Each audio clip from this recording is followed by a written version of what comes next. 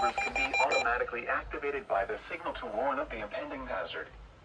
Tests of the signal and receiver's performance are normally conducted by the National Weather Service between 11 a.m. and noon each Wednesday. Oh wow, they're early. If there is a threat of 11:04. severe weather, the test will be postponed to the next available good weather day. Reception of this broadcast, and especially the warning alarm tone, will vary at any given location. This variability, normally more noticeable at greater distances from the transmitter, can occur even though you are using a good quality receiver in good working order. The warning alarm tone will be activated for hazardous watches and warnings for the following counties: Champaign, Clark, Delaware, Fairfield, Fayette, Franklin, Greene, Hocking, Knox, Licking, Madison, Marion, Marl, Muskingum, Perry, Pickaway, and Union. This concludes the weekly test of weather radio station KIG, 86 Columbus, Ohio.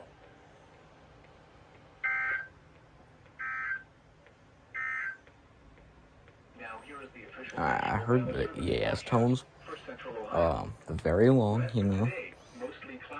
I forgot it was Wednesday, so I was wondering, what could that be? Why is the tone so long? Also, only my 519 went off as for first header radios. No idea why.